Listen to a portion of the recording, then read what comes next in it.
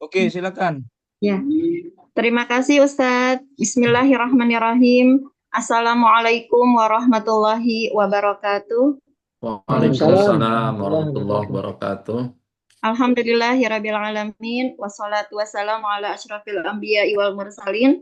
Sayyidina Muhammadin wa ala alihi wa sahbihi wasalim. Alhamdulillah. Terima kasih Bapak dosen yang kami muliakan, Bapak Zakaria Husin Lubis.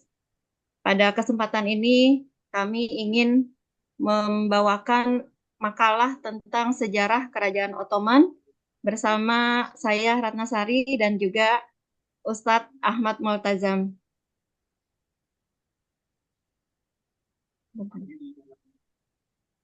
Oh, nggak bisa teh. Bismillahirrahmanirrahim. Sejarah Kerajaan Ottoman atau Turki Utsmani merupakan salah satu episode terpenting dalam perkembangan peradaban Islam. Imperium ini berdiri sejak lahir abad ke-13 dan bertahan hingga 1922, menjadikannya salah satu kekuasaan Islam terpanjang dalam sejarah dunia.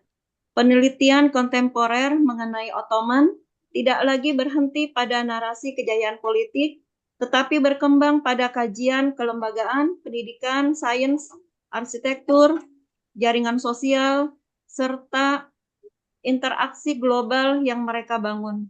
Dalam konteks studi keislaman, khususnya bidang Al-Quran dan tafsir, pemahaman terhadap peradaban Ottoman memiliki relevansi besar.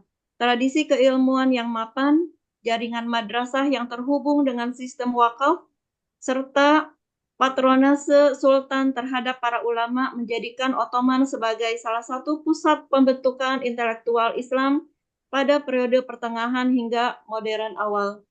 Banyak manuskrip Qur'ani, tafsir klasik, dan karya kiroat yang dilestarikan, dikodifikasi, bahkan dikembangkan dalam lingkup istana maupun institusi ilmiah. Dengan demikian, mempelajari Ottoman bukan hanya mempelajari sejarah politik, tetapi juga menelusuri jantung dinamika pemikiran Islam. Selain itu, peradaban Ottoman menunjukkan bagaimana Islam berinteraksi dengan dunia global sebagai imperium yang membentang dari Anatolia, Balkan, Timur Tengah, hingga Afrika Utara. Ottoman menjadi penghubung utama antara dunia Islam dan Eropa. Jaringan diplomasi, perdagangan, pertukaran teknologi, hingga perjumpaan budaya yang mereka bangun berkontribusi besar dalam pembentukan lanskap sosial dunia modern. Hal ini menempatkan studi Ottoman sebagai pintu masuk penting untuk memahami bagaimana Islam berperan dalam perkembangan peradaban global, termasuk bagaimana nilai-nilai Qur'ani diterjemahkan dalam struktur sosial politik yang kompleks. Penelitian-penelitian terbaru juga menunjukkan bahwa Ottoman tidak dapat dipahami hanya sebagai kerajaan Islam tradisional, tetapi sebagai entitas dinamis yang merespons perubahan geopolitik dan teknologi pada zamannya. Kajian tentang reformasi, tanzimat, restrukturisasi militer, pembaruan sistem hukum, maupun transformasi pendidikan memperlihatkan betapa imperium ini terus berusaha menyesuaikan diri dengan tantangan modernitas. Dengan demikian, sejarah Ottoman memberikan pelajaran berharga mengenai fleksibilitas peradaban Islam dalam menghadapi perubahan. Penelitian mengenai kerajaan Ottoman telah banyak dilakukan oleh para sejarawan, baik dari dunia Islam maupun Barat. Secara umum, kajian terdahulu dapat dikelompokkan ke dalam 3 arus besar. Pertama, penelitian yang menekankan administrasi politik dan militer, seperti karya Halil Inalsik yang menggambarkan struktur birokrasi, sistem timur, sistem timar, serta reformasi militer. Kajian ini menyoroti efisiensi institusi administratif sebagai faktor utama kejayaan awal Ottoman. Kedua, kajian yang berfokus pada peradaban dan kebudayaan. Misalnya penelitian Cornell, Fleischer, dan Suraya Faroki yang menelaah perkembangan pendidikan, seni arsitektur, kehidupan urban, serta peran wakaf dalam mendukung jaringan sosial dan intelektual masyarakat Ottoman. Yang ketiga, penelitian yang mengkaji kemunduran dan modernisasi seperti studi Bernard Lewis dan Carter Findlay. Mereka menelusuri dinamika internal mulai dari stagnasi birokrasi, perubahan ekonomi global, hingga munculnya Tanzimat sebagai proses transformasi menuju era modern. Penelitian-penelitian tersebut memberikan gambaran komprehensif mengenai evolusi kekuasaan Ottoman serta kontribusinya terhadap peradaban Islam dan menjadi pijakan penting bagi analisis dalam studi ini. Pembahasan asal-usul konsolidasi kekuasaan.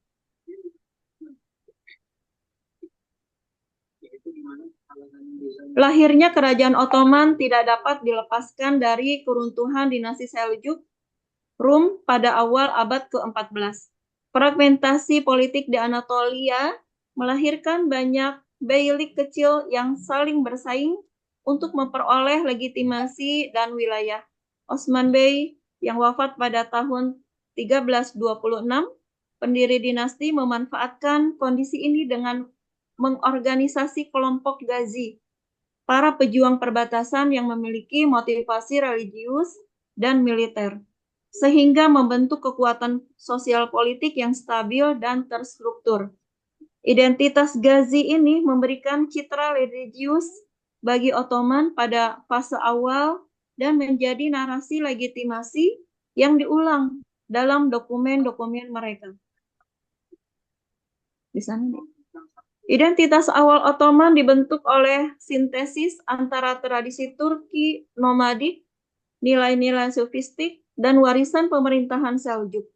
Para ulama Sufi memainkan peran signifikan dalam memberi legitimasi religius atas ekspansi Ottoman, terutama melalui jaringan dervish logdes yang tersebar di kawasan Anatolia. Dukungan moral dan sosial dari para pemuka Sufi seperti Syekh Edebali turut memperkuat posisi Osman Bey dalam proses konsolidasi kekuasaan. Karena itu, ekspansi Ottoman pada periode awal tidak hanya dipahami sebagai penaklukan militer, tetapi juga sebagai penyebaran tatanan sosial Islam yang bercorak etis dan sufistik. Kekuatan awal Ottoman bukan terletak pada ukuran wilayah, tetapi pada kemampuannya membangun institusi administratif yang kokoh. Sistem pengelolaan tanah, misalnya, membantu menopang stabilitas ekonomi dan militer dengan mengalokasikan tanah bagi para prajurit sebagai imbalan atas jasa mereka. Sistem ini menciptakan struktur sosial yang terintegrasi antara militer, pertanian, dan administrasi, sehingga memungkinkan ekspansi berlangsung tanpa merusak fondasi ekonomi. Hal ini menunjukkan bahwa awal para penguasa Ottoman telah menekankan konsolidasi tata kelola dibandingkan melakukan penaklukan besar-besaran secara tergesa-gesa. Selain itu, kemampuan Ottoman untuk beradaptasi dengan kondisi sosial Anatolia membuat mereka cepat diterima oleh berbagai kelompok masyarakat. Mereka mengakomodasi struktur hukum lokal, memberikan ruang otonomi kepada komunitas non-Muslim, serta memanfaatkan pejabat-pejabat berpengalaman dari bekas pemerintahan Bizantium. Fleksibilitas administrasi inilah yang later dikenal sebagai salah satu kunci keberhasilan. Keberhasilan Ottoman dalam memperluas wilayah tanpa menimbulkan instabilitas yang berarti. B.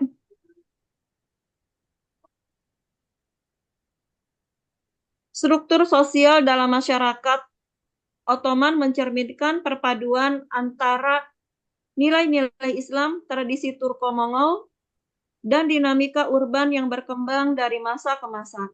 Kelas sosial tidak bersifat statis, tetapi mengikuti fungsi dan kontribusi secara seseorang terhadap negara.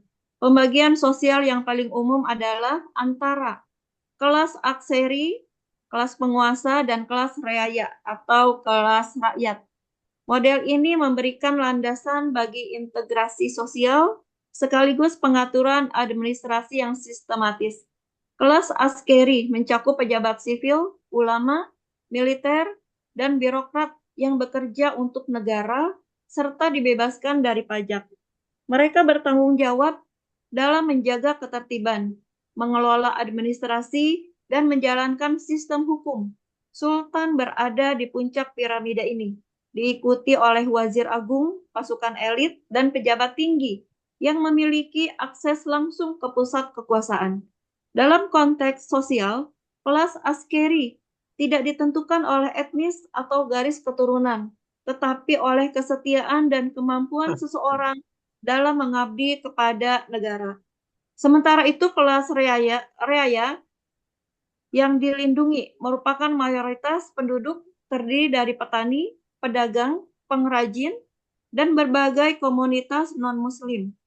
Mereka adalah pembayar pajak yang menjadi fondasi ekonomi imperium.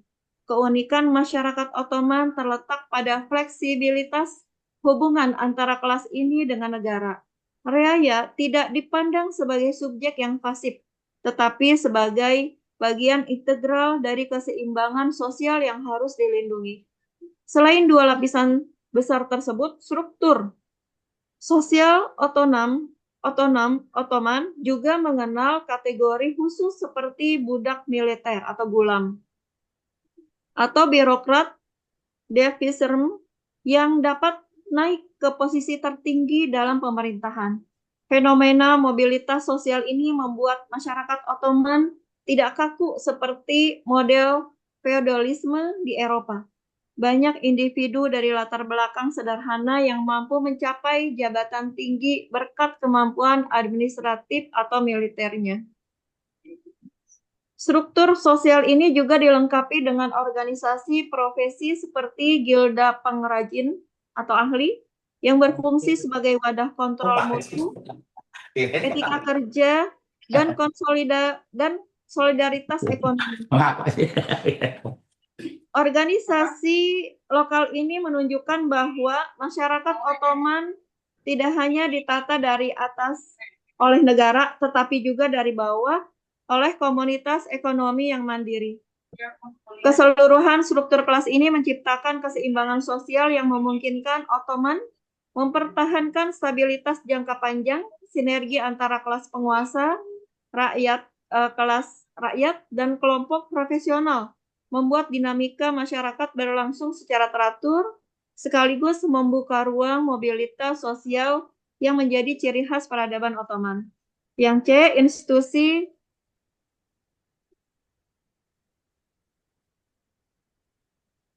institusi politik dan administrasi. Pada masa kejayaannya, abad ke-15 sampai ke-17, Ottoman membangun salah satu struktur administrasi paling kompleks di dunia Islam. Sistem milet memungkinkan komunitas non-Muslim mengatur urusan internalnya, terutama dalam bidang keluarga, pendidikan, dan keagamaan.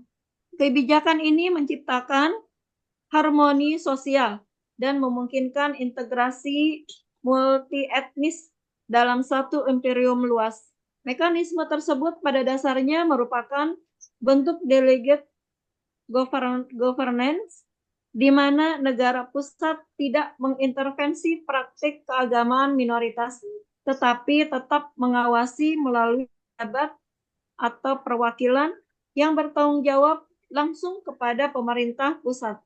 Dengan cara ini, Ottoman tidak hanya menurunkan potensi konflik sektarian, tetapi juga mampu memanfaatkan keahlian ekonomi komunitas Yahudi, Armenia, dan Yunani untuk memperkuat perdagangan serta administrasi kota-kota besar. Di sisi lain, Ottoman berhasil menyintesiskan hukum Islam dengan aturan administratif yang dibuat Sultan. Kombinasi ini menciptakan fleksibilitas dalam mengatur masyarakat urban yang semakin berkembang. Sistem konun tidak dimaksudkan untuk menandingi syariah, tetapi untuk melengkapi aspek-aspek yang belum diatur secara rinci, seperti perpajakan, pengelolaan tanah, dan prosedur birokrasi. Peran Syekh al-Islam sebagai otoritas hukum tertinggi memastikan bahwa setiap konun tetap berjalan dalam koridor prinsip-prinsip syariah. Struktur dualisme hukum ini menjadikan administrasi Ottoman adaptif terhadap perubahan sosial, namun tetap berakar pada otoritas keagamaan. Militer Ottoman terkenal sebagai salah satu yang paling modern. Pasukan Janissaries merupakan korps infanteri profesional yang direkrut melalui sistem Devshirme. Mereka dilatih dalam disiplin tinggi, dipisahkan dari kehidupan ekonomi, dan diberikan pendidikan administrasi sehingga dapat pula bertugas sebagai pejabat sipil. Keberhasilan penaklukan Konstantinopel pada tahun 1453 sebagian besar dipengaruhi oleh penggunaan meriam raksasa, teknologi yang pada saat itu sangat maju di Eropa dan Timur Tengah. Selain meriam, inovasi lain seperti logistik terpusat, penggunaan kapal-kapal ringan, serta pembangunan benteng berlapis menjadikan militer Ottoman salah satu kekuatan paling ditakuti. Selain itu, perlu dicatat bahwa struktur administrasi militer Ottoman terhubung langsung dengan struktur sipil melalui sistem timar. Para prajurit yang berjasa diberikan hak mengelola tanah dengan syarat menjaga ketertiban wilayah dan menyediakan kavaleri pada masa perang. Sistem ini tidak hanya berfungsi sebagai insentif ekonomi, tetapi juga sebagai alat kontrol sosial.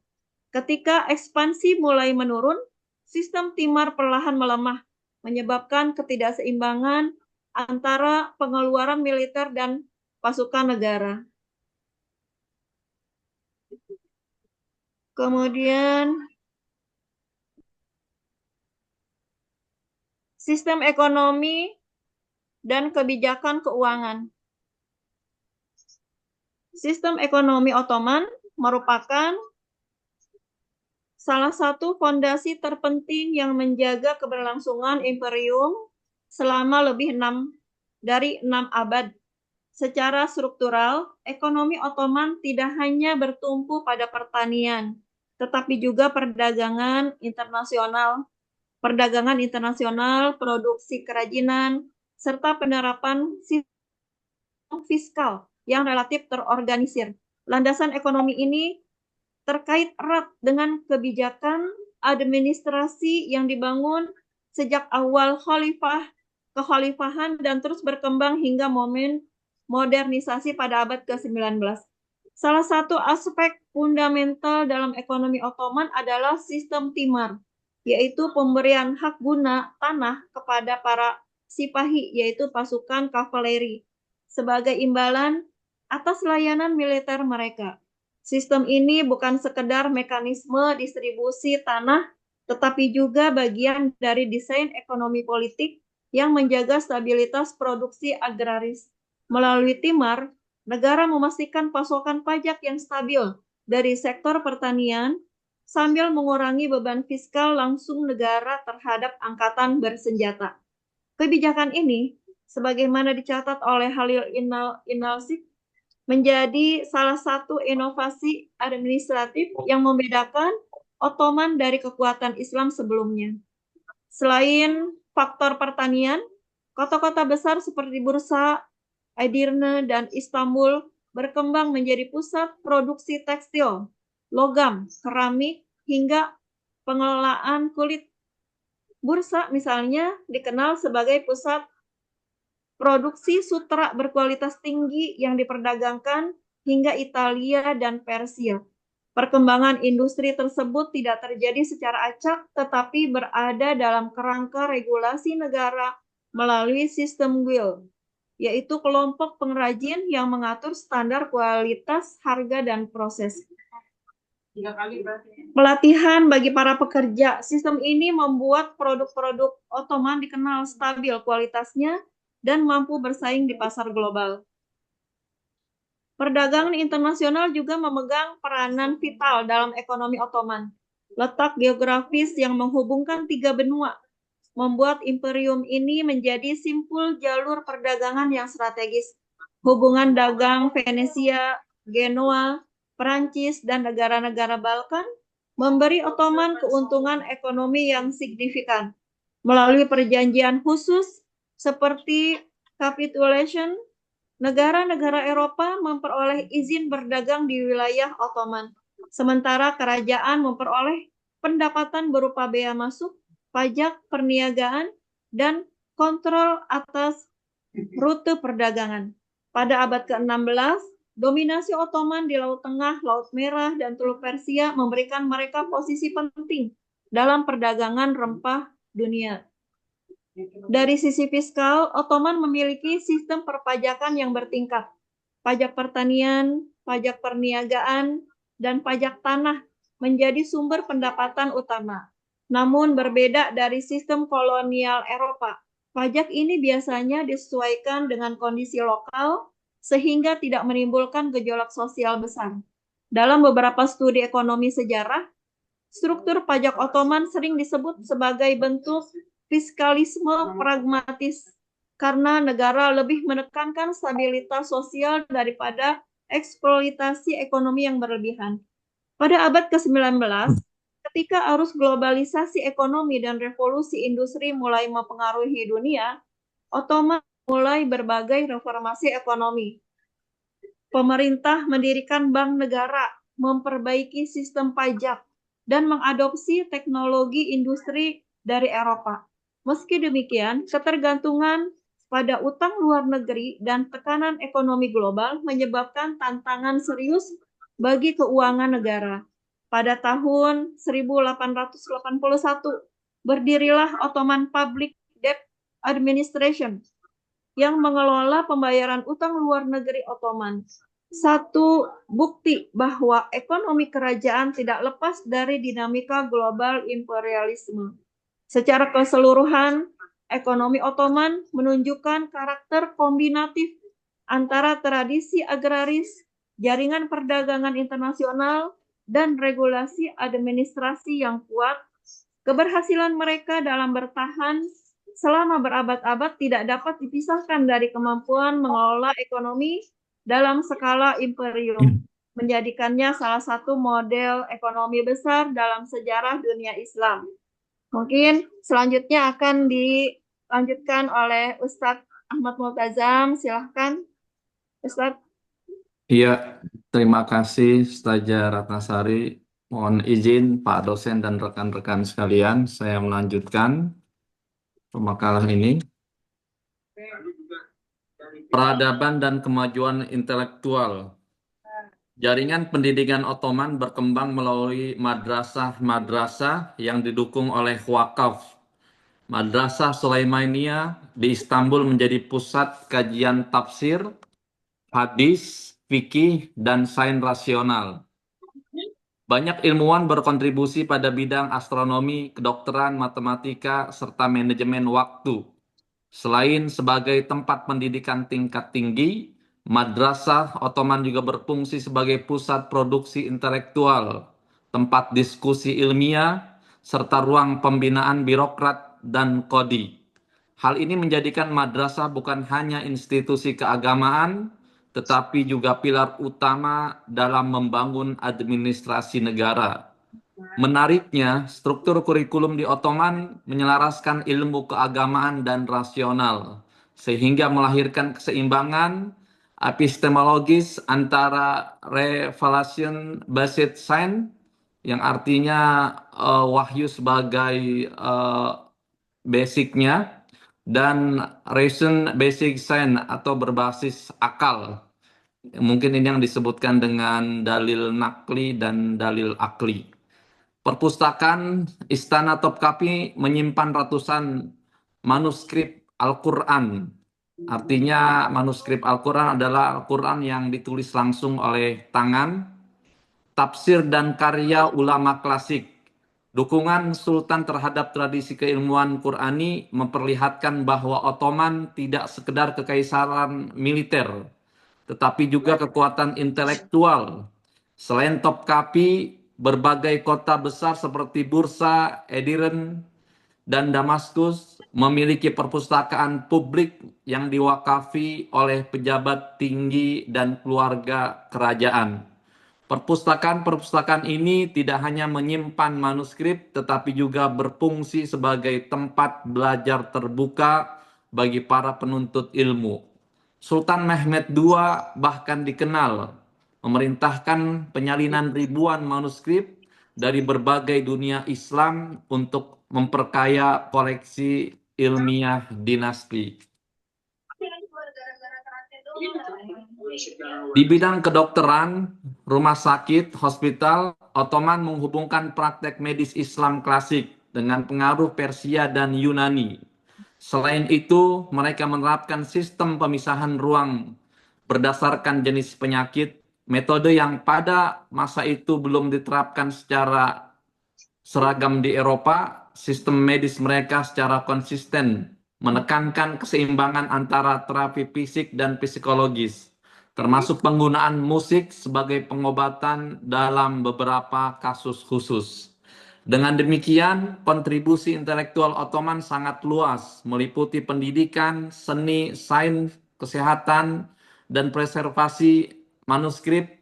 Semua capaian ini memperlihatkan bahwa imperium tersebut tidak hanya menyumbang kekuatan politik, tetapi juga menghasilkan jaringan peradaban yang memberi pengaruh panjang bagi dunia Islam hingga era modern. Kemudian peran ulama, sufi, dan institusi keagamaan dalam stabilitas kekaisaran. Kestabilan kekaisaran Ottoman tidak dapat dipahami hanya melalui struktur militer dan birokrasi, melainkan juga melalui peran sentral ulama, sufi, dan institusi keagamaan. Ketiga elemen ini membentuk jaringan sosial keagamaan yang menopang otoritas politik sultan sekaligus menjaga kohesi masyarakat multi etnis. Para sejarawan menyebut bahwa legitimasi religius adalah fondasi diam-diam yang membuat Ottoman mampu menjaga konstitusi selama berabad-abad. Di sisi lain, umat sufi memainkan peran yang tak kalah besar dalam membentuk identitas religius Ottoman.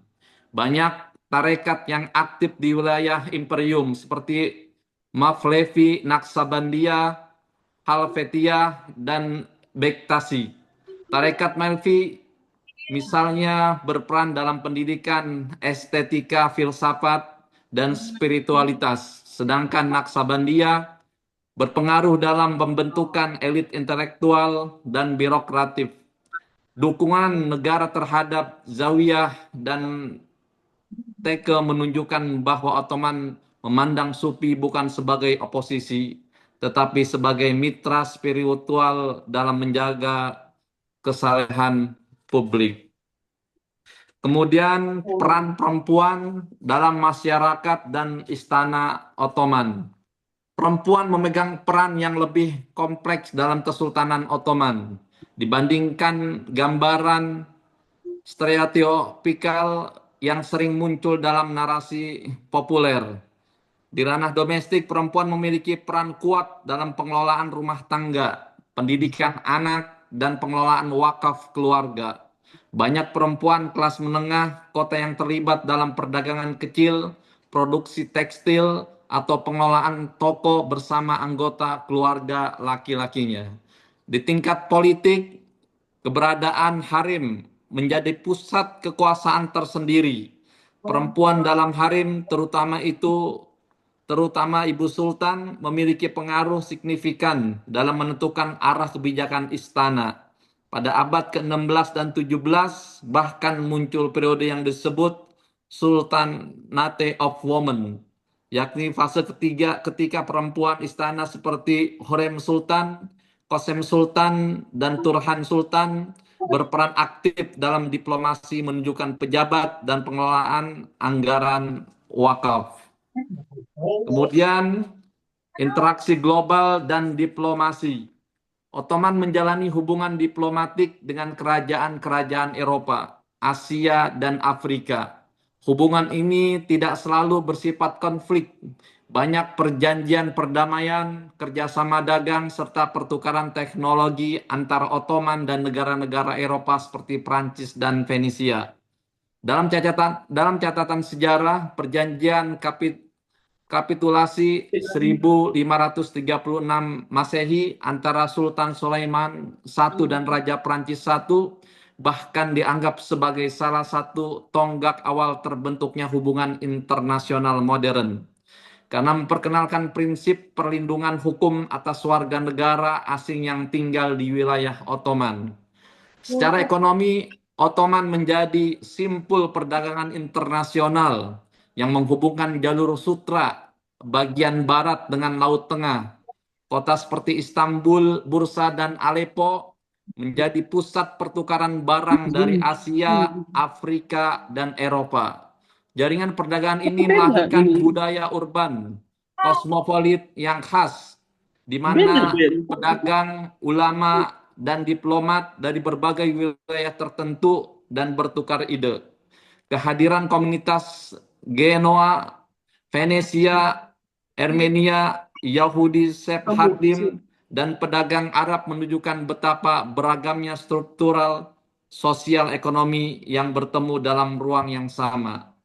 Selain itu, Ottoman juga memainkan peran penting dalam arus diplomasi maritim di Samudra Hindia. Pada abad ke-16, kerajaan ini menjalani hubungan dengan Kesultanan Aceh untuk menahan ekspansi Portugis di wilayah Nusantara.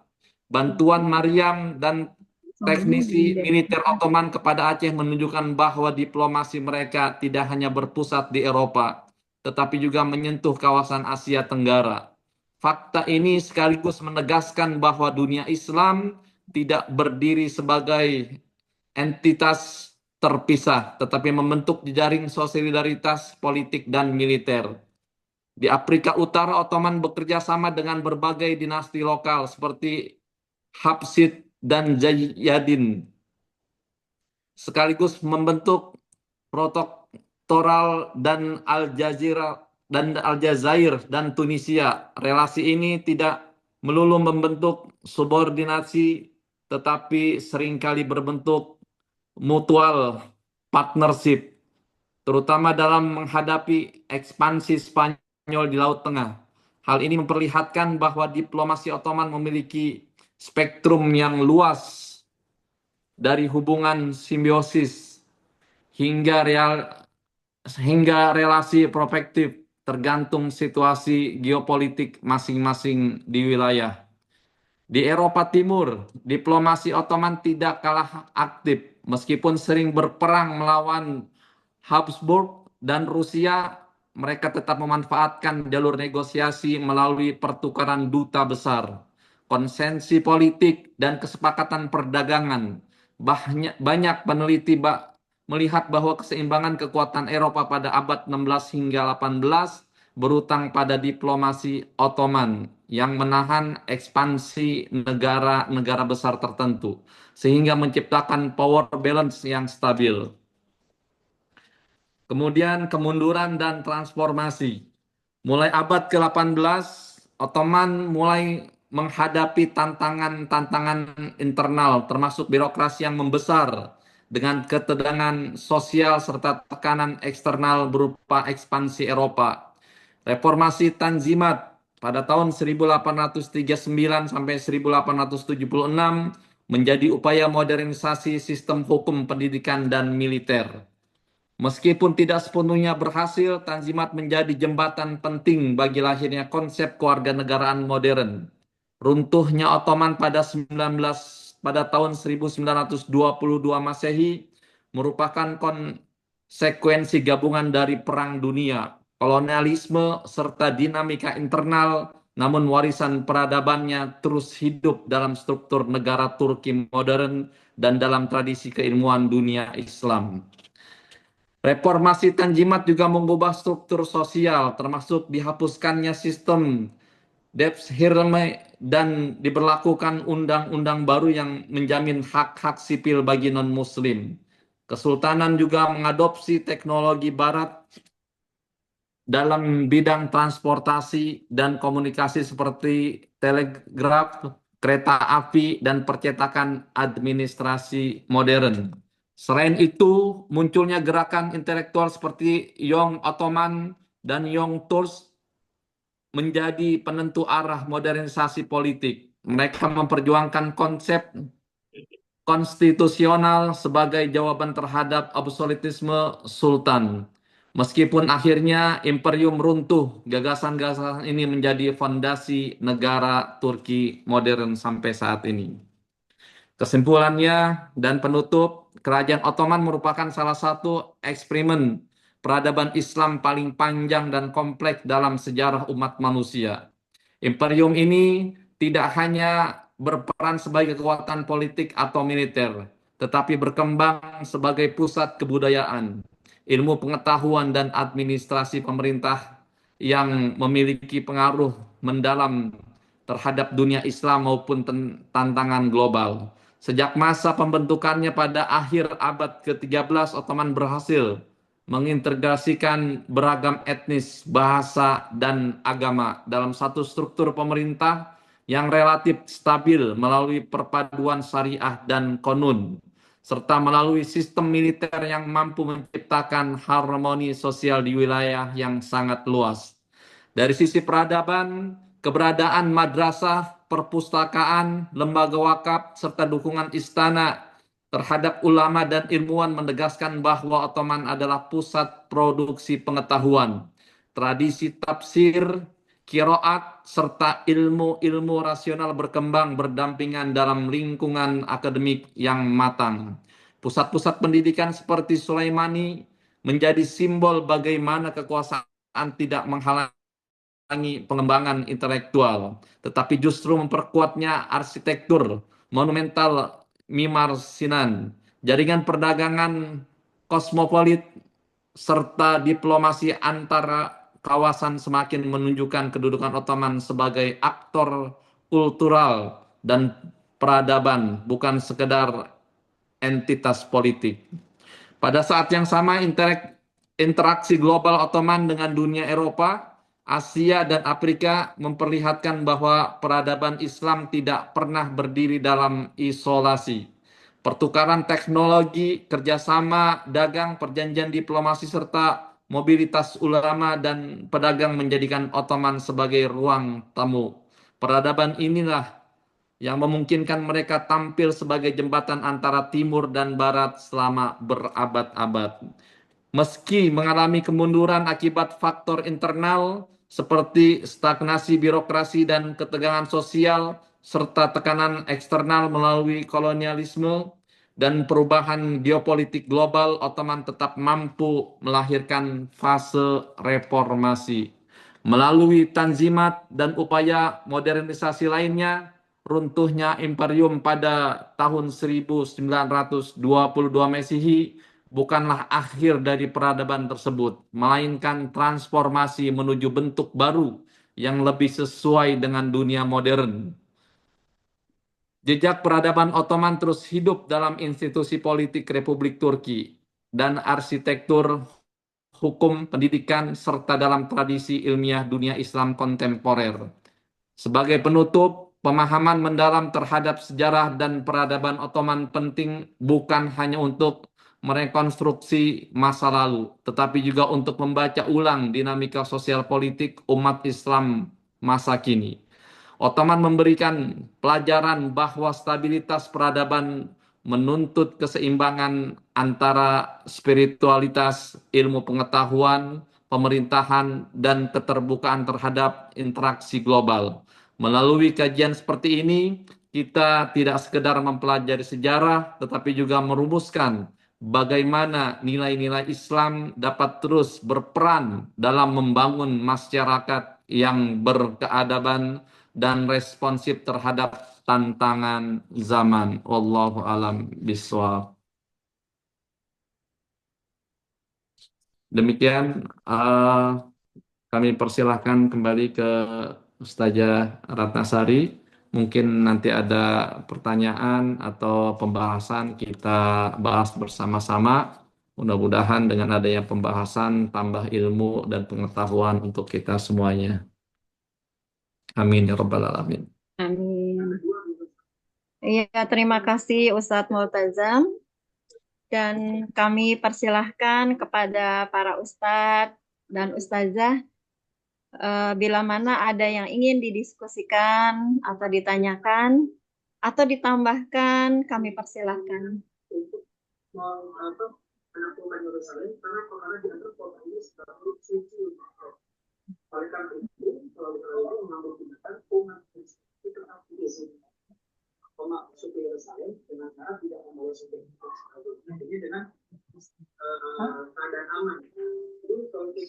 Boleh. Izin seperti biasa nih. Silakan silakan Pak Saroni dulu. Ustaz Saroni dulu. Ustaz, ya Ustaz Anzar dulu dan terus saya Ustaz Anzar.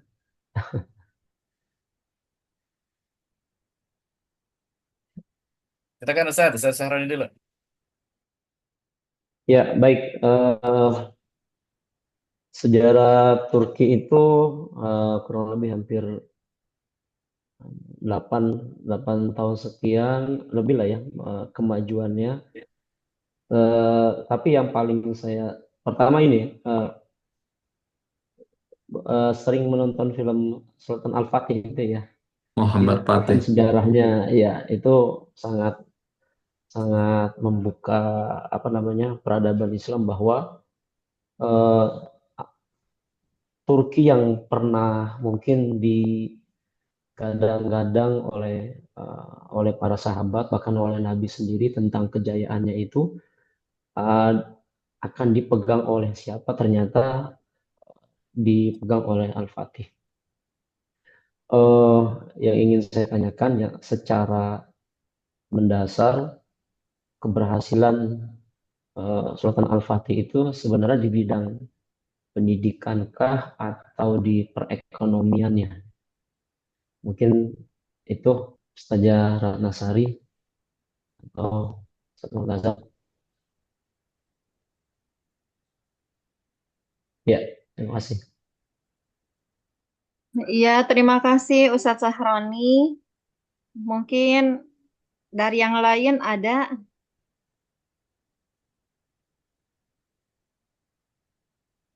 Tadi Ustadz Teguh ya?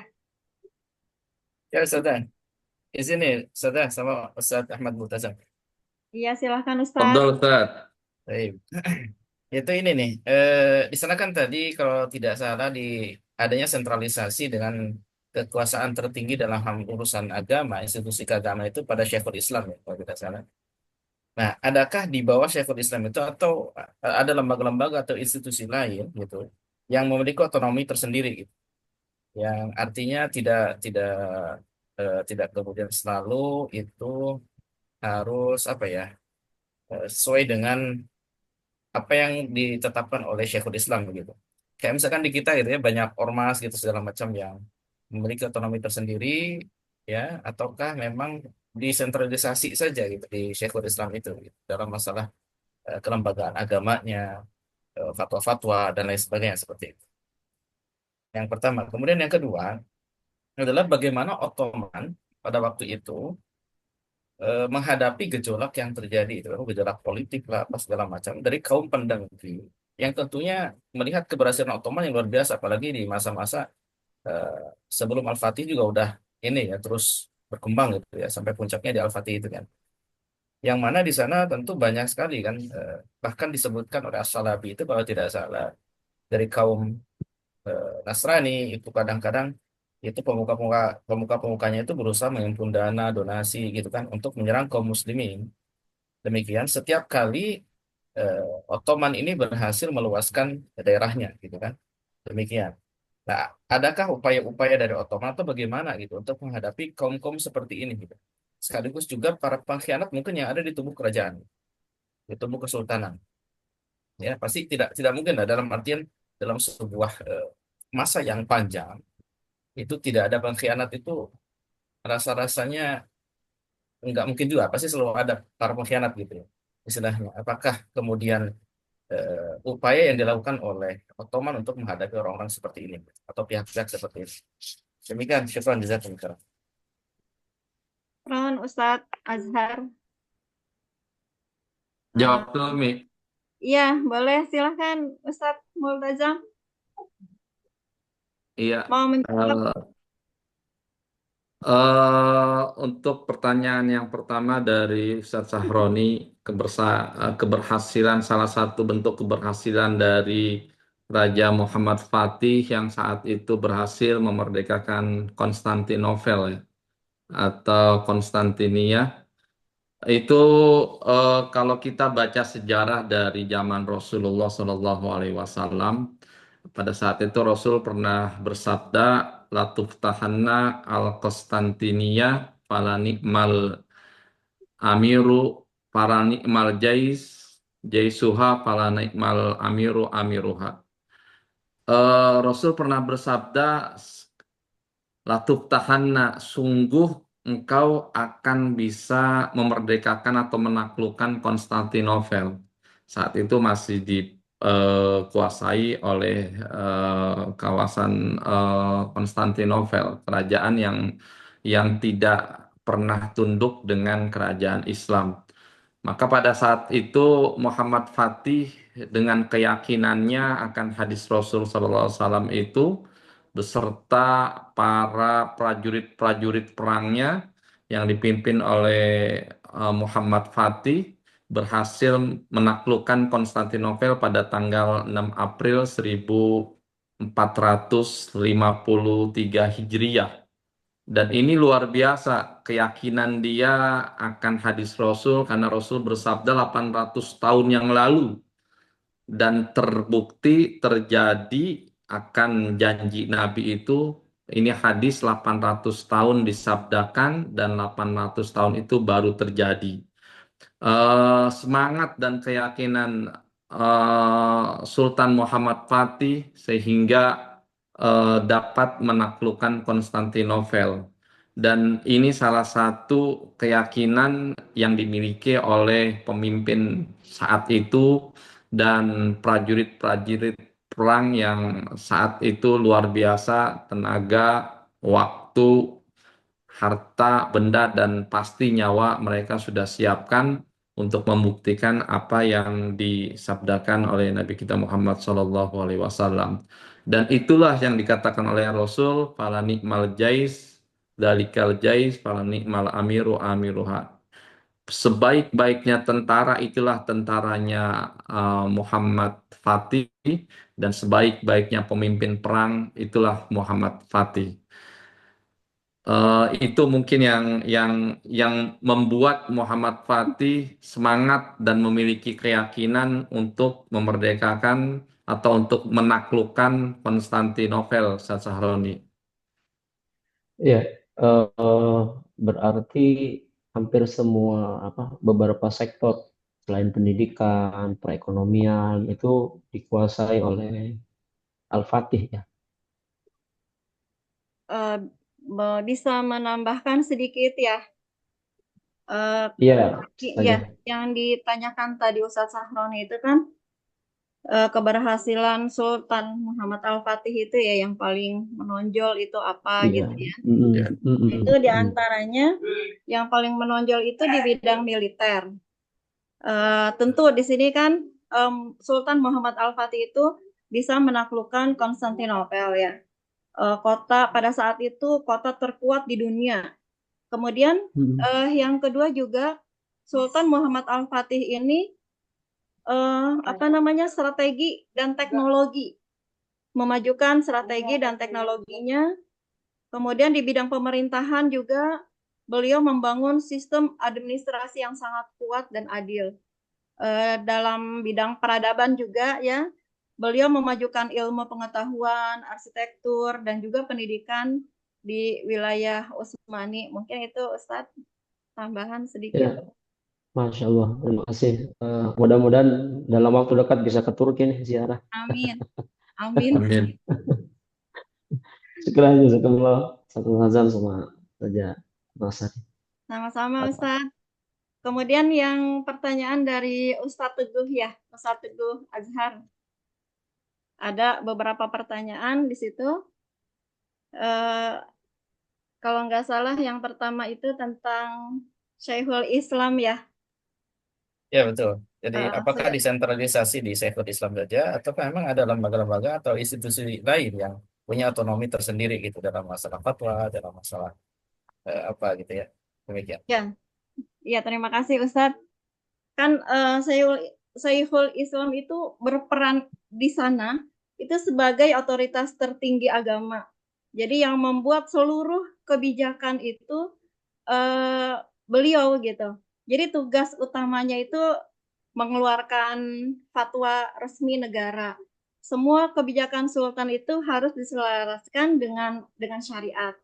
Kemudian beliau juga mengatur para hakim, Bukan para ulama. mufti dan Kodi. juga kodi ya, lembaga pendidikan agama, sehingga ajaran Islam itu terkontrol, terstruktur, rapi dari pusat itu sampai ke daerah. Beliau mengawasi pendidikan madrasah untuk memastikan standarisasi ilmu agama di seluruh wilayah dan juga menjadi penengah antara ulama dan pemerintah agar tidak terjadi pertentangan pada saat itu. Mungkin itu Ustadz Azhar. Berarti dalam hal ini desentralisasi ya di sana ya. Jadi untuk di bawahnya itu ya istilahnya tidak ada lembaga-lembaga atau institusi-institusi lain gitu ya. Semuanya di bawah eh, apa kewenangan dari Syekhul Islam. Syekhul Ya, Islam gitu ya. ya, betul Ustadz. Baik, baik, baik. Sepengetahuan kita yang terbatas seperti itu Ustadz. Nah, kemudian pertanyaan selanjutnya juga ya Ustadz, Ya tentang betul. apa ada pengkhianat apa enggak gitu ya. Jadi apa sih upaya daripada Ottoman waktu itu di mana mereka itu menghadapi gejolak-gejolak yang ada karena dengan jangka waktu yang sangat panjang kepemimpinan mereka atau kekuasaan mereka, tentunya kaum-kaum pendengki itu ada saja gitu kan.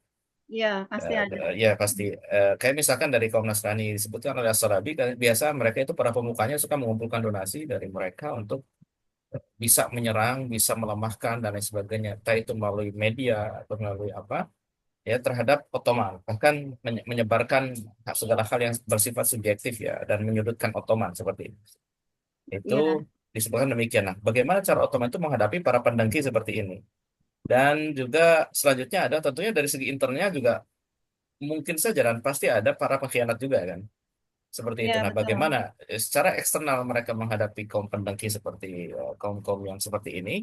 Internalnya juga mungkin ada para pengkhianat yang harus mereka selesaikan juga gitu. Nah, bagaimana tuh mereka bisa menghadapi itu semua? Iya, mungkin yang pertama Ottoman itu berhasil melakukan apa dua pendekatan gitu ya. Yang pertama itu sistem millet.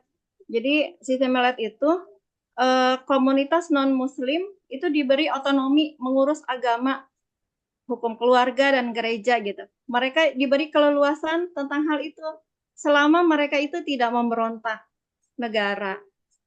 Kemudian mereka juga membayar jizyah atau pajak ya sebagai bentuk perlindungan negara. Itu sistem millet tersebut. Kemudian ada juga Ottoman itu memisahkan rakyat dari pemuka agama yang memusuhi Ottoman. Apa namanya? Jika kalau ada pemuka agama gereja itu yang memberontak, menghasut gitu ya, kemudian mengirim dana ke musuh atau menjadi agen negara asing. Jadi Ottoman itu tidak menghukum seluruh komunitasnya. Mereka itu hanya menangkap pemuka yang pemberontak tersebut itu. Kemudian biasanya di setiap kerajaan-kerajaan itu pasti ada apa namanya yang berkhianat ya. Tentu di Ottoman juga ada beberapa pemuka gereja itu menjadi agen Bizantium, Venesia atau Serbia begitu. Mereka diantaranya mengirim dana ke musuh, kemudian menghasut pemberontak, atau membocorkan informasi militer. Namun jumlah mereka itu sangat sedikit, karena biasanya langsung terdeteksi oleh intelijen Ottoman tersebut. Mungkin itu ya. Kemudian hukum, biasanya orang-orang yang tertangkap itu mereka akan diberikan hukuman yang sangat tegas. Kemudian juga mereka yaitu mungkin ya akan diberikan hukuman yang sangat tegas oleh pemerintah kerajaan Ottoman itu. Mungkin itu Ustadz Afwan. Luar biasa. Mungkin Berarti luar biasa juga ya. Ada intelijennya juga ya berarti mereka ya. biasanya setiap kerajaan itu selalu punya intelijen Ustadz. Bahkan di zaman Hmm. Nabi juga punya intelijen yang Iya, iya. dikirim. Jadi intelijen itu bisa dari kaum sahabat Rasul atau juga yang Nasrani, tapi beliau sangat dekat dengan Rasul gitu. Iya. Iya, dan di Baik. mana-mana juga ada. Cuman ini sudah terstruktur dengan rapi juga ya berarti ya. Lihat dengan Ya, ininya. sangat rapi. Makanya kerajaan Ottoman ini sangat panjang masa sejarahnya itu. Allahu a'lam bishawab. Baik, baik. Jadi kita bisa lihat bahwasanya mereka selalu berupaya untuk tidak terjadi instabilitas dalam kesultanannya ya. Memadukan banyak hal berarti ya, militernya, intelijennya, apa segala macam. Iya, lengkap, nyaris sempurna mungkin. Baik, Oh, baik. Syukran nih, jazakumullah khairan. Waalaikumsalam, Ustaz. Mungkin teman-teman yang mau menambahkan, silahkan.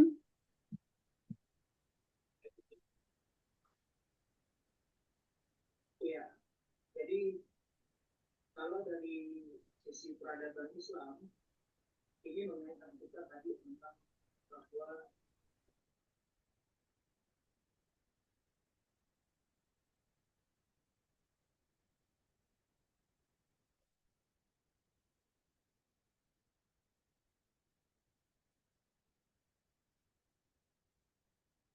Apaan Ustazah? Izin bertanya sedikit Ustazah. Apa kedengarannya Ustazah? Iya, silahkan Ustaz. Kira-kira kalau yang eh, perbedaannya kerajaan yang di otonom itu apa? Ottoman sama yang di Indonesia itu seperti apa, kayak Majapahit, Singosari kayak gitu tuh. Apakah mereka sistemnya sama atau gimana? Jadi menaklukkan wilayah-wilayah buat kekuasaan atau cuma buat penyebaran agama aja?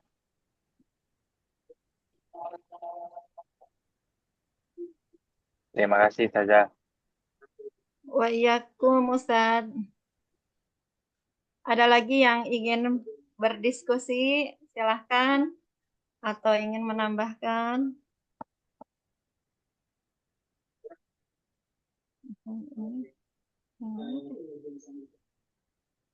Kemudian dia tadi penyatuan politik sudah saya sebutkan juga, dan evolusi militer dan kapitalisme ada sistem pamuk.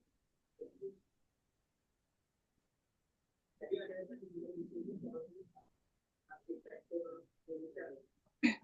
Mungkin langsung mencoba untuk menjawab ya, Ustaz ya.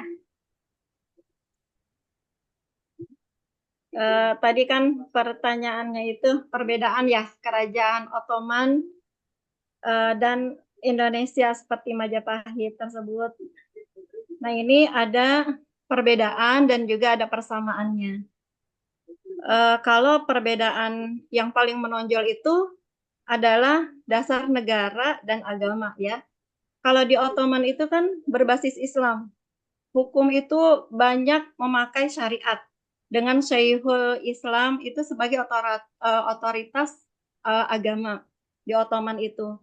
Kemudian kalau kerajaan Majapahit atau Singosari itu berbasis agamanya Hindu-Buddha. hukum yang mereka pakai itu hukum adat kebiasaan begitu. Kemudian kalau di sistem pemerintahannya itu Ottoman itu kan kesultanan ya, dengan administrasi yang sangat modern, kemudian birokrasinya juga rapi, ada sistem milletnya untuk non-muslim.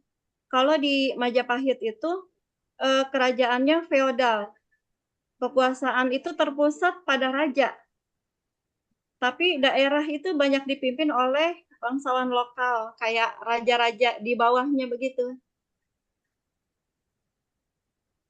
Kemudian kalau di bidang militernya, itu kerajaan Ottoman itu militernya profesional, teknologinya tinggi gitu ya. Kalau di Majapahit militernya itu berbasis pasukan daerah, senjatanya juga tradisional kayak keris, terus tombak, mungkin bambu runcing begitu ya, tanpa teknologi artileri begitu. Mungkin itu ya. Allahu a'lam bishawab. Mungkin teman-teman Ustazah ada yang mau menambahkan, silahkan. Baik saja. Terima kasih. Afwan, Aku Ustaz. tertarik kalau pas perang itu kan, kalau yang di Indonesia kan kayak memiliki apa ya, kesaktian gitu kan. Jadi meskipun ya begitulah, Ustaz. Cuma bambu runcing atau apa tapi kena gitu loh. Ya gimana lah gitu. Namanya juga sakti kan kalau kerajaan yang di Indonesia gitu. Apa yang Iya, di sana juga.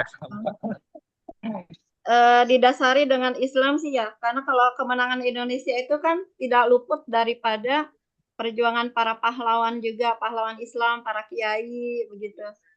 Mereka yang mendorong dan mereka juga yang yang berperang dengan para murid-muridnya, santrinya begitu. Jadi tidak bisa dilepaskan syariat Islam itu. Kemenangan itu dengan Islam itu tidak bisa dilepaskan. Allahu a'lam. Terima kasih Ustadz. Yang lain mungkin Ustadz, silahkan. Nambahin Ustazah, boleh Ustazah? Boleh banget Ustadz, silahkan Ustadz. Ya, tadi sudah dijelasin juga tentang peranan para sufi itu ya. Nah, jadi sebetulnya yang sakti-sakti itu ya para sufi itu, kesaktian-kesaktian itu gitu. Jadi hampir sama metodenya. Ustadz Munir ya. Jadi kalau di Indonesia mah kesaktiannya itu dari dewa-dewa, itu kan dari zaman Majapahit dan seterusnya ya. Nah, barulah pada tahun 1800-an lebih ya, barulah Indonesia punya kesaktian dari para wali gitu. Sama di Turki juga berlaku seperti itu sebetulnya. Buktinya ketika 3 bulan pengepungan Konstantinopel gagal, kan tadinya Sultan Mehmed mau pulang gitu. Yuk kita pulang, gagal pengepungannya gitu. Tapi dikuatkan oleh salah seorang wali itu kan, gurunya beliau, ya lanjutkan, ini kemenangan udah di depan mata gitu. Nah, jadi ada hal-hal yang spirit yang tidak terlihat oleh mata zohir, itu diantaranya. Mengenai sama-sama sebetulnya, cuman wilayahnya berbeda. Di Islam juga ada sebetulnya hal-hal seperti itu, cuman konteksnya mungkin berbeda. Beda dengan di Indonesia, itu kan wah banyak inilah kalau kita lihat film-filmnya ya. Sampai sekarang mungkin ilmunya juga masih ada kayak Rawa Rontek, Pancasona kayak gitu ya. Braja Musti. Itu di India juga ada. Di India ada, di India kuat, di India juga itu Hindu itu dari dewa-dewanya itu. Nah, sama di mana di Arab juga ada. Itu kan kita pernah ada hadis Rasul diracun ya. Kena santet Rasul juga itu kan. Kemudian di Turki juga sebetulnya ya ada, terutama contoh misalnya nubuat orang-orang Kristen, karena Turki ini beda dia. Turki ini kan Kristennya Kristen Ortodok, berbeda dengan Kristen yang ada di di Eropa Barat itu kan Kristennya Katolik. Atau di Eropa Utara itu Kristennya Kristen Protestan.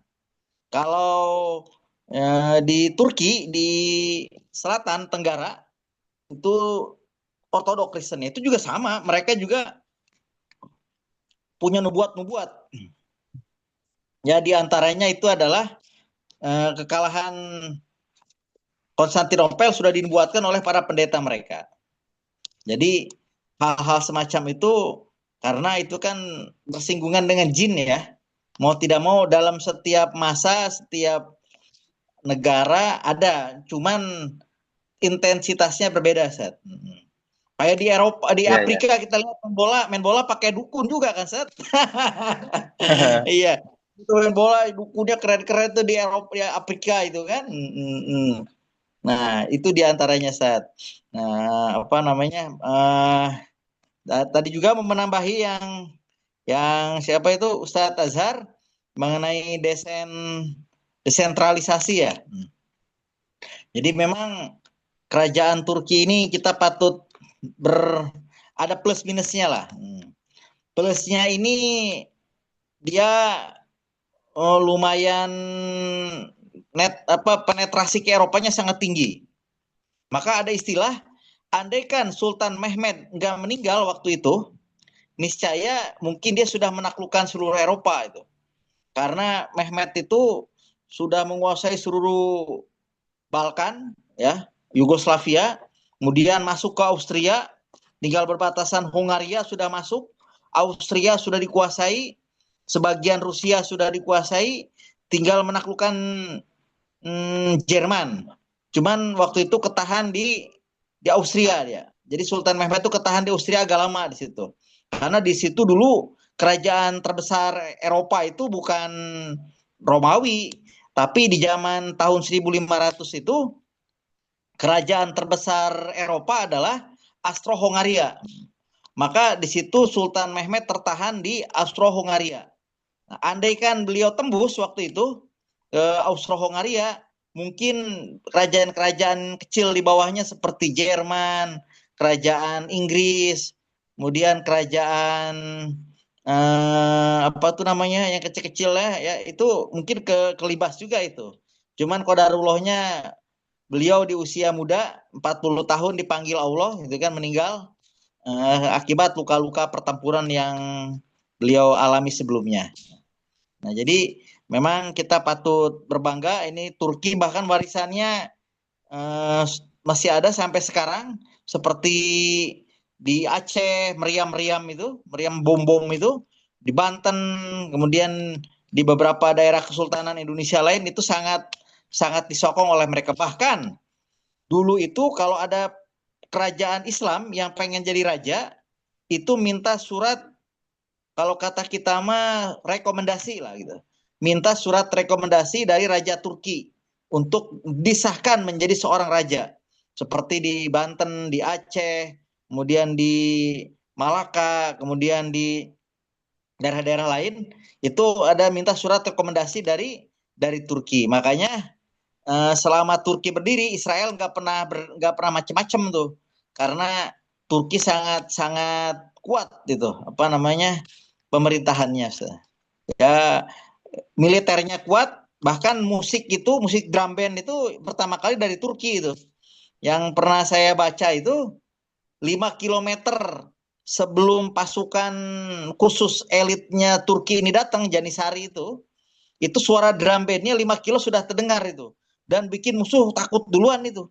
Jadi begitu dengan drum bandnya aja itu orang udah pada takut duluan tuh dengan drum bandnya yang suaranya itu teng teng teng teng teng teng teng. Nah itu musik itu selama ratusan tahun, 300 tahun itu menggetarkan orang-orang Eropa itu. Baru dengar musiknya aja mereka udah kacau itu, udah gelisah lah gitu, nggak tenang itu. Itu kekuatan musik yang drum bandnya Janissary itu. Nah, itu sedikit ya tentang ya, tetapi ada minusnya juga memang ya.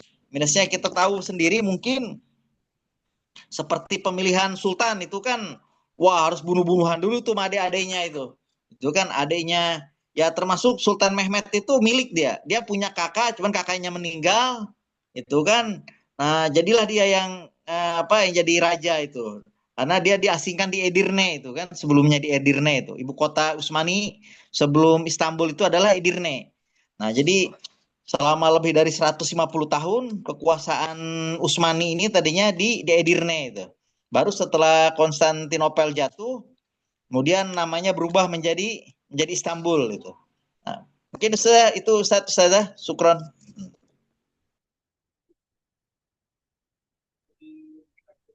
Makasih Syukron, Ustaz penjelasannya. jazakallah Ustadz Nur Wahyudi. Tambahannya, Masya Allah, menarik sekali. Dari Ustadz yang lain, silahkan. Dari Ustazah, mangga silahkan.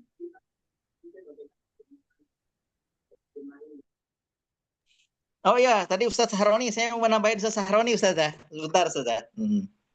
Eh, Itu apa kalau lagi ke Ustaz Turki, Yudi? ajak-ajak, Ustaz. Karena di Turki ini ada yang lucu. Ini kita baru tahu nih Iya, sebetulnya. apa tuh? Ini luka sejarah sebetulnya. Waduh. Dulu waktu Hajar Aswad itu dicuri, gitu kan, oleh gerakan apa itu namanya, Iya, iya. Koromitoh apa ya? Koromitoh itu tahun 1800 sekian lah itu, 1850-an ya. Itu pecahan besarnya kan dipecahin sama dia tuh, gitu kan. Di Nah, Turki kemudian waktu itu. Turki Utsmani marah kan. Nah, diambil lagi lah itu kan. Cuma sama Turki ini nggak disimpan di Ka'bah.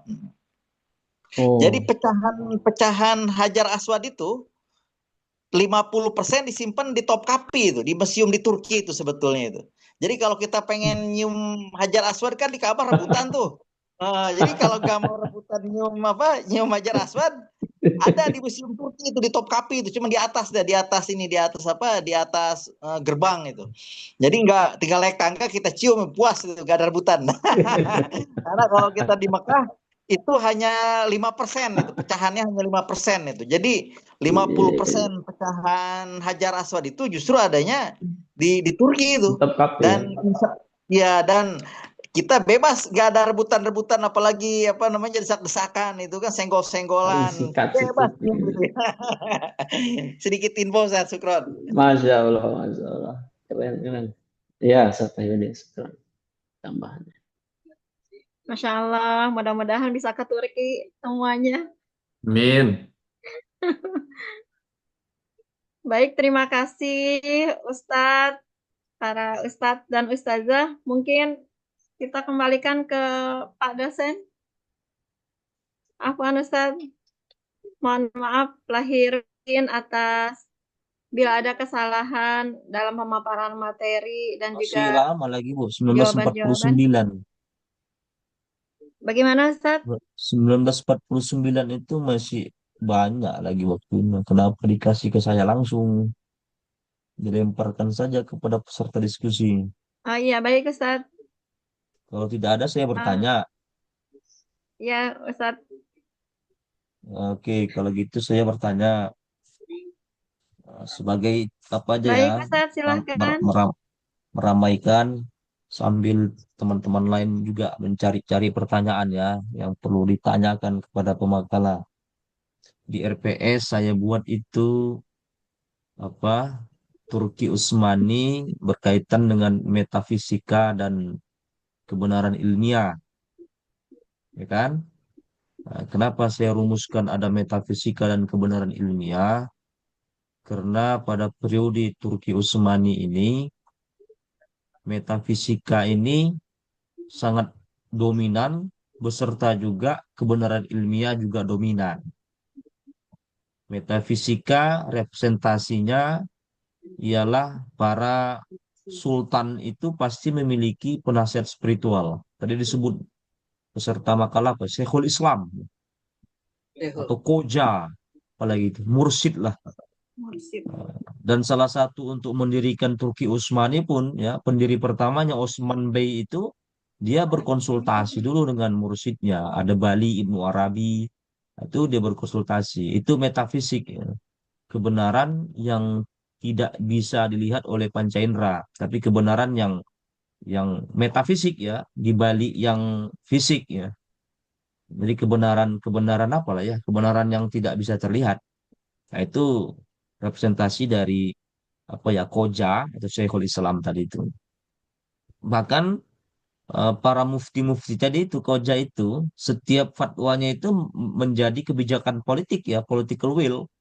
Jadi mengikat ya. Kalau Kojanya atau mursyidnya atau guru spiritualnya Syekhul Islam itu mengatakan pada Sultan babi haram, maka berlaku secara nasional. Tidak boleh orang makan babi, bukan makan babi ya, jualan babi pun tidak boleh kan gitu. Hmm.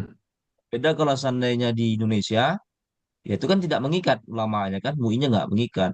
Meskipun MUI mengatakan babi haram, ya tetap juga ada eh, apa namanya, orang jual babi kan, kan babi ya, kena sifatnya kan bukan terintegrasi ya. Nah, begitu juga dengan kebenaran ilmiahnya. Kebenaran ilmiah gimana di masa ini? Ya kita mengetahui kan, yang dahulu orang berperang masih menggunakan minjanik ya, sangat tradisional. Minjanik itu untuk melumpuhkan benteng musuh itu biasa ditarik puluhan prajurit ya. Apa namanya, batu itu ya, batu yang ditarik puluhan prajurit untuk menggempur musuh, benteng musuh yang sulit dijangkau. Tapi di masa ini itu basilika itu yang sekarang dimuseumkan di mana tuh, dimuseumkan lah ya. Nah, basilika itu menjadi pertama yang sudah tidak ditarik lagi manusia, tapi teknologinya sudah pelontar api ya, misiu di situ untuk menggempur benteng Konstantinopel ya. Nah, jadi kan itu secara kebenaran ilmiah itu memang mereka rasional, empiris ya. Nah, secara ilmu pengetahuan berkembang itu. Kebenaran ilmiah dipelajari di madrasah. Kemudian masalah spiritual itu dipelajari di TK atau zawiyah. Jadi ini disediakan oleh para sultan-sultannya. Nah, pertanyaan saya, masuk pertanyaan, tadi itu pengantar. Pertanyaan saya, mulai kapan ya? Mulai kapan adanya gap ya antara metafisika dan kebenaran ilmiah ini di masa Turki Utsmani? Itu saja. Mungkin Anda bisa menceritakan kronologinya, kenapa adanya jurang pemisah sehingga mereka terbentuk menjadi sekuler. Silakan. Apakah muftinya di situ ketika di TK melakukan maksiat? Kalau sekarang kan fenomena sekarang begitu kan? Di pondok pesantren ada melakukan maksiat ya, penasihat spiritualnya atau gimana ya, ada. Silakan Anda lah. Gimana menurut Anda? Terima kasih Ustadz, Bapak dosen. Mungkin kita lempar saja ke teman-teman ya Ustadz. Siapa tahu dari teman-teman, Ustadz-Ustadz ada yang ingin berdiskusi tentang ini, menjawab pertanyaan Pak dosen. Silahkan.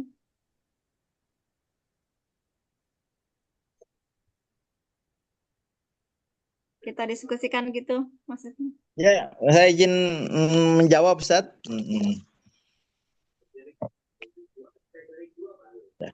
Ketika Utsmani berdiri oleh Utsman Bey tahun 1380-an dan sebelumnya hanya meneruskan masa kekhalifahan Khawarizm Shah yang waktu itu berdiri tahun 1150-an ya, 200 tahun lah.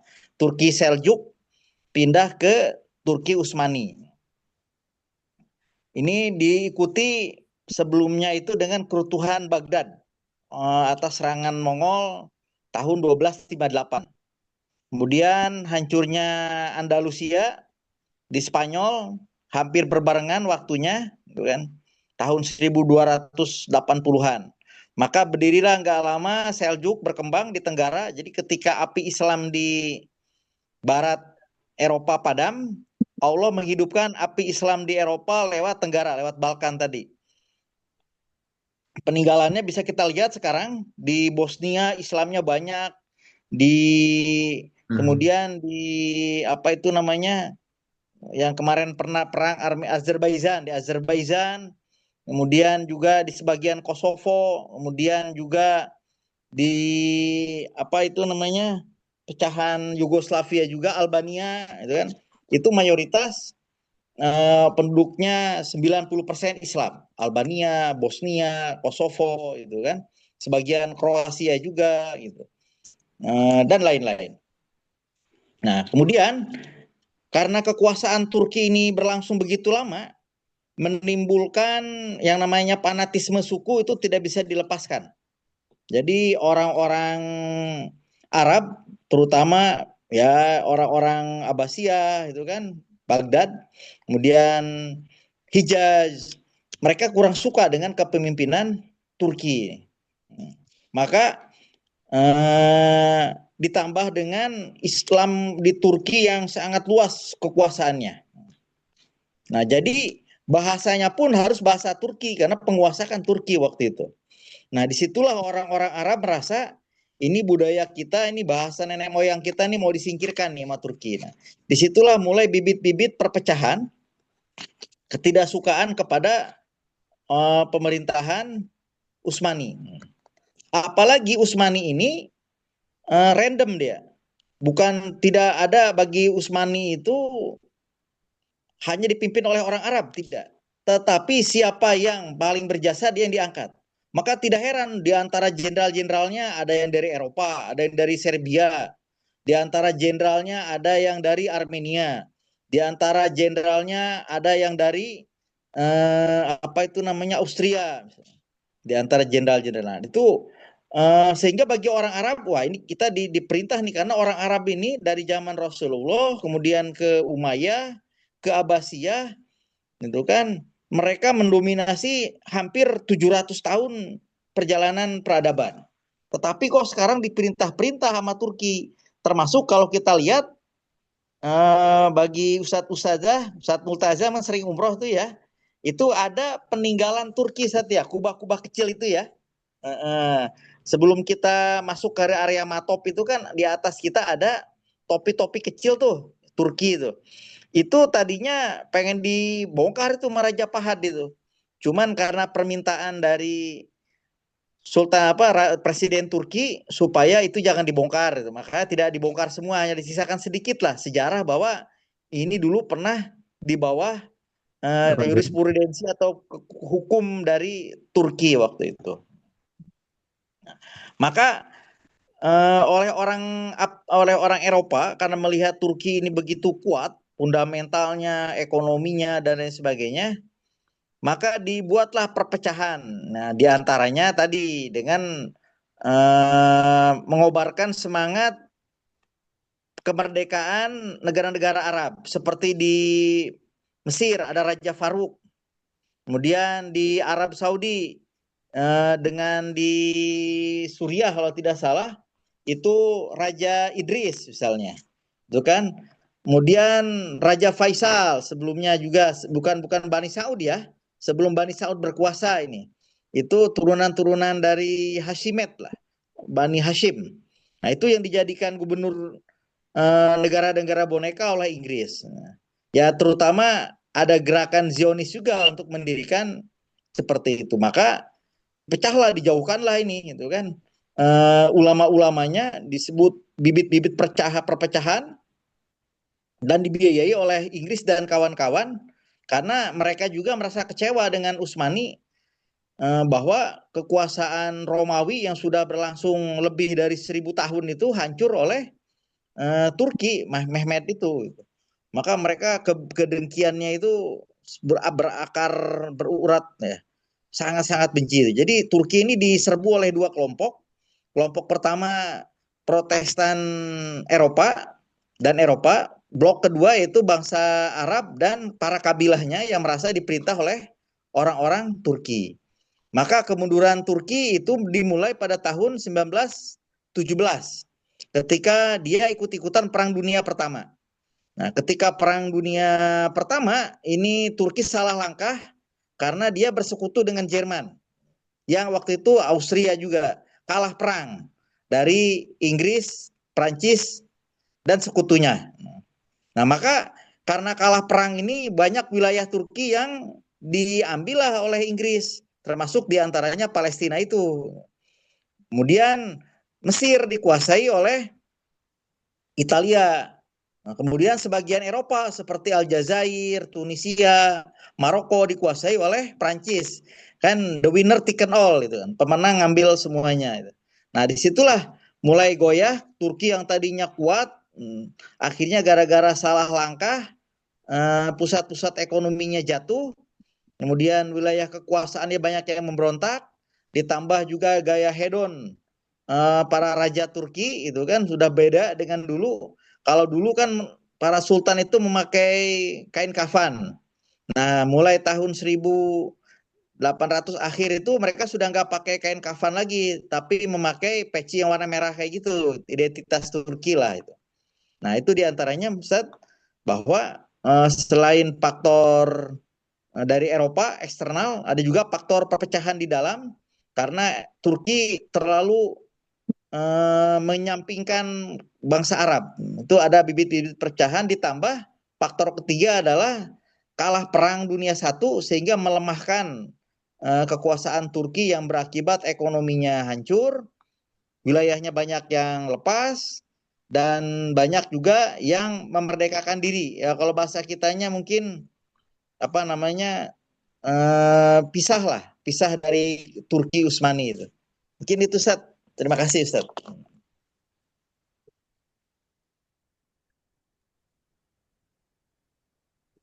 Terima kasih Ustadz, jazakallah khair atas pertanyaan Itu dari Bapak. apa namanya, Sultan mana yang kira-kira pada periode Sultan apa? Berapa abad apa ini Turki ini pemakalan? Berapa abad berdiri Turki ini? 630-an Ustaz. Ah, 630 enam, tahun. 6 abad ya. 6 abad. 6 abad itu periode Sultan siapa? Ya, terjadinya jurang pemisah sehingga Sultan itu tidak menggunakan jasa para mursyid lagi, koja lagi. Karena dari awal berdirinya itu pasti selalu minta petuah kan dari Syekhul Islamnya itu. Termasuk Al-Fatih tadi juga dibahas, Al-Fatih juga menyerang benteng selama berhari-hari ya, bukan sampai bulanan, itu juga ada penasihat spiritualnya kan. Nah, mulai kapan mereka ini membenci sehingga munculnya jurang pemisah itu antara ya kebenaran rasional ya atau bilang kebenaran ilmiah, karena mereka ini adalah orang-orang yang ilmiah juga ya, sehingga tidak menggunakan jasa para adebali lah ya atau koja tadi itu, Syekhul Islam itu. Pada masa siapa itu?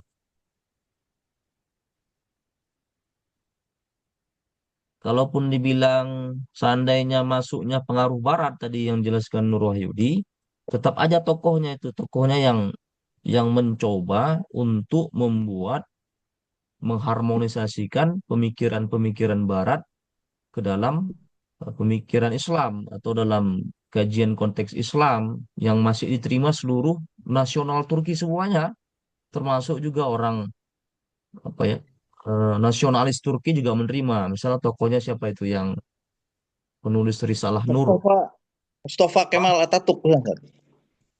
Penulis Risalah Nur, bukan Mustafa Kamal. Justru Mustafa Kamal Taturk itu setuju dengan penulis Risalah Nur itu. Siapa? Risalah Nur, Oh, penulis Risalah Nur. beda zaman Said Ah, Nursi. iya, Iya, Syed Nursi Baiduzaman itu. Mursi. Dia itu menulis Risalah Nur itu. Karena sudah banyak campur tangan Barat di situ, banyak orang-orang yang juga tidak suka ya dengan pemikiran-pemikiran Barat. Karena sebagian sultan juga tertarik, tapi dia bisa mengintegrasikan ini ya dengan Risalah Nur tadi itu, sehingga dia minta proposal lah ya, pada pemerintah untuk membuat suatu madrasah. Saya lupa nama madrasahnya apa. Kalau nggak salah Madrasatul Zahra. Coba di googling saja ya. Tapi tidak terlaksana ya. Nah, maksud saya kenapa kenapa sultan-sultan itu tidak tertarik lagi dengan para koja ini, Syekhul Islam. Sampai pun nanti risalah apa namanya Said Bediüzzaman tadi pun ditolak dia untuk membuat sekolah tadi itu. Nah, mungkin Anda bisa berangkat dari situ apanya menerangkannya. Kenapa? apakah mereka semakin bertambahnya ilmu pengetahuan semakin tidak suka dengan hal-hal yang tidak terlihat oleh panca indera? Apakah itu? Kan saya cuma bertanya saja apakah itu? Ada istilah teori semakin berkembangnya ilmu pengetahuan maka agama pun akan semakin hilang dari peredaran. Apakah gara-gara itu apa? Atau gara-gara mungkin di zawiyahnya atau di TK-nya ada kemaksiatan mungkin kedapatan sultannya terhadap para Syekhul Islam itu sehingga mereka benci nggak perlu lagi lah pakai-pakai spiritual. Nah, itu kenapa? Bisa nggak dijelaskan itu kenapa? Sehingga adanya jurang pemisah itu. Ini Sat. Ya, Kalau dari sejarah Indonesia, Sat, itu Syekhul Islamnya udah pergi ke Indonesia, Sat. Oh Jadi itu.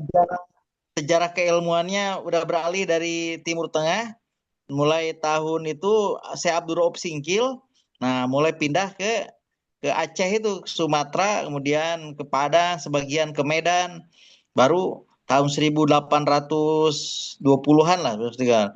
Maka, nah itu kalau akhirnya tingkat kalau bahasa kitanya itu basiroh ya, tingkat basirohnya para tike ini berkurang saat para koja ini, jadi akhirnya nggak, kalau bahasa kita mah nggak mantul gitu, nggak apa ya, basirohnya kurang tajam lagi gitu saat. Nah sehingga para sultan Turki ini merasa wah ini kayak orang-orang biasa dong, nah gitu saat. Walaupun Oh. saat. Itu mulai mulai kapan? Mulai Sultan kapan itu? Ya bisa jadi itu mulai tahu nggak mulai Sultan kapan itu? Sehingga Sultan tidak menggunakan lagi jasa para Syekhul Islam ini. 6 abad ini lama ya 600 tahun. Itu mulai mulai Sultan kapan? Sehingga terbentuknya nanti akhirnya sekulernya. Ya, tadi disebutkan juga Mustafa Kemal Atatürk tuh. Itu salah iya satu Ustadz. inisiator untuk menjadikan Turki sekuler. Mm. Mulai Sultan kapan? Kalau kalau dilihat dari ini sih mungkin 1000 tahun saat ya. Rentang tahunnya 1850-an saat. Sultan siapa itu? Coba kita cek saat. Eh, izin menjawab Ustadz sedikit mungkin ya. Itu kan Syekhul Islam itu dilemahkan oleh para sultan itu ketika Sultan Mehmed II gitu Ustadz. Kalau Mehmet lihat di II. referensi, iya, Sultan Mehmed II. Jadi beliau ini melakukan reformasi besar-besaran untuk melemahkan kekuatan tradisional, termasuk para ulamanya Hmm. juga dilemahkan. Terus sampai seperti itu, dan puncaknya itu pada eh, Kemal Atatürk pada tahun 1924. Jadi khilafah itu diganti dengan negara sekuler. Nah, Sultan sebab Mehmet. dilemahkannya Ada kenapa? Ustaz. Saya dapat Dilemahkannya nih Ustaz, ada kekuasaan Ustaz. mufti ini kenapa? Ada Ustaz. Dilemahkan itu karena menghambat reformasi begitu Ustaz. Bukan yang seperti dibilang Nur Wahyudi, sudah nggak kuat lagi apanya, ilmu batinnya. Bukan. Bukan Ustaz. Kenapa? Itu Bukan. dianggap Kenapa? melemahkan reformasi. Melemahkan? Reformasi. Melemahkan reformasi. Ada Ustaz. Izin Iya. Ustaz, jawabannya Ustaz. Ini ada Menghambat, cerita-cerita. melemahkan reformasi pada saat itu. Jadi Syekhul Islam itu dilemahkan dan tidak dibutuhkan lagi. Bukannya Nah, Sultan gimana? Mehmed II itu Muhammad Al-Fatih ya? Iya, jauh itu. Ini ada Ustaz, izin jawab Ustaz. Di sini di Wikipedia ada namanya Mahmud Ustaz. Mahmud II, beliau berkuasa 1850-an Ustaz. 1850 tepatnya 1839 adalah Beda dengan orang yang Mehmet tadi ya? menggagas Mahmud tadi ya beda dengan romanisasi Mehmet Ustaz. tadi? Beda? Beda, itu Beda kan ya? Mehmet kan Muhammad Ustaz. Itu mah Oh, jauh Mehmet. tahun 1453 itu. Kemudian masa Ya, ini kejayaan Turki kan Sulaiman 1850. 1850 saat. Ada nih Oh. Mahmud II, Sultan Mahmud II ya. ya, beliau menggagas romanisasi. Jadi ingin membangkitkan kembali Imperium Romawi saat. Hmm. Ada saat. Beliau menggelorakan semangat romanisasi seperti zaman mengembalikan keagungan Romawi. Namanya Mahmud II. Itu saat Hubungannya diantaranya, dengan Ustaz. ini tadi, hubungannya dengan apa tadi? Nggak digunakan lagi para syekhul Islam dengan Romawi ini apa maksudnya?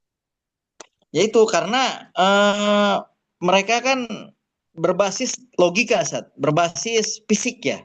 Nggak menjauhkan dari batin yang seperti itu. Bagi mereka batin ya udahlah di kobong aja, di jawiyah aja gitu. Di pondok aja.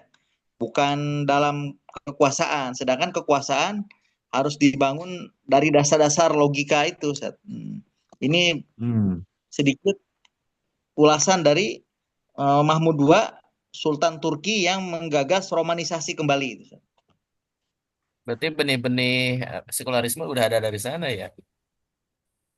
Berarti kalau gitu bukan Mustafa Kemal itu awal mula sekuler. Kalau begitu. Bukan, Ustadz. Mustafa Kemal itu beliau yang menghapuskan sistem khilafah itu, Ustadz. Nah, itu puncaknya itu di Mustafa Kemal pada tahun 1924. Oke. Udah, cukuplah. Ada lagi yang bertanya apa lagi? Yang menjawab? Saya rasa sudah cukup ya, pertanyaan saya itu dijawab. Terima kasih Bapak dosen. Mudah-mudahan kita semuanya selalu sehat, diberkahi Allah Subhanahu wa taala, dan juga mudah-mudahan kita mendapatkan ilmu yang manfaat. Amin ya Allah. Ya Amin. Rabbal Mohon Alamin. maaf lahir batin bila ada tuturan makalah yang kurang berkenan dan juga salah. Mohon maaf yang sebesar-besarnya.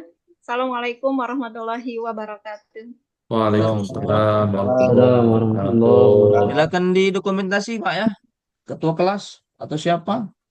Ya, Ustaz Muiz, Ustaz Sahroni, ayo Ustaz Bunga, Harus tolong ada dipoto dari ya. kalian juga yang mendokumentasikan. Jadi double ini ya, double dokumentasi. Dari saya ada, dari Masih juga ada. Silakan Pak, di-share di grup langsung.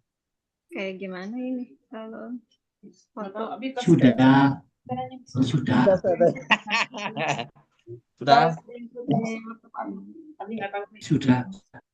Sudah ya? Nah, syukron Ustaz Muiz, syukron. Oke, terima kasih. Kita Ustaz. bertemu lagi di hari Rabu yang akan datang. Perang salib ya. Siapa itu perang salib? Biar ketahuan tadi. Abdan Syakuro. Abdan, siap ya? Perang salib sudah siap nih kalian kan? Siap. Oke, terima kasih. Assalamualaikum warahmatullahi wabarakatuh. Waalaikumsalam warahmatullahi wabarakatuh. Wabarakatuh.